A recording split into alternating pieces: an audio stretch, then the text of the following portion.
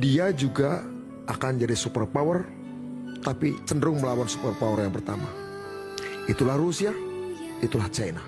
Jika ada sebuah negara, sumber daya alamnya maju, sumber daya manusianya biasa, demokrasinya liberal, punya nuklir, akan banyak konflik sosial, tapi dia cenderung untuk tidak pecah belah. Itulah India, itulah Pakistan. Jika ada sebuah negara, sumber daya alamnya biasa, sumber daya manusia maju, sistem demokrasi liberal, dia punya senjata nuklir, dia tidak akan punya jadi superpower karena sumber daya alamnya miskin.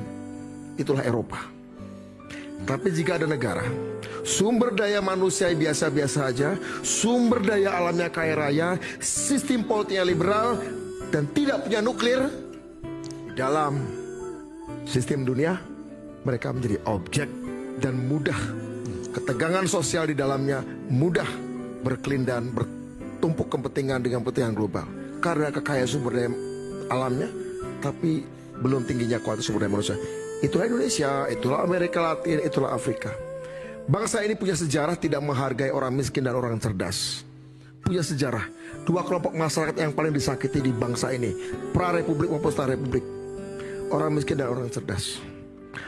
Pak Prabowo lagi mencoba menghargai orang miskin.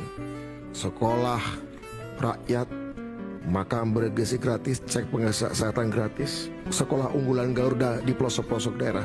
Mencoba menghargai orang miskin sekaligus orang cerdas. Tidak sempurna pasti, karena beliau menyadari bahwa prasyarat untuk mencapai itu semua harus ada persatuan. Mungkin harga persatuan yang beliau bayar tidak sanggup untuk kita semua tanggung. Persatuan untuk stabilitas, untuk mengerjakan PR tadi ya. Saya ingin mengatakan, inilah proses dialektika. Inilah proses sejarah. Ini sedikit yang saya tahu, lesson learn yang saya dapat dari pengalaman saya menjadi itik dan kaya. Sumber daya manusia maju, demokrasinya liberal, punya senjata nuklir, dia akan menjadi superpower dan cenderung gak mau diganggu. Di dunia cuma satu, namanya Amerika Serikat. Jika ada sebuah negara, sumber daya alamnya kaya, sumber daya manusia maju, sistem politiknya tidak liberal, punya senjata nuklir, dia juga akan jadi superpower, tapi cenderung melawan superpower yang pertama. Itulah Rusia, itulah China. Jika ada sebuah negara, sumber daya alamnya maju, sumber daya manusianya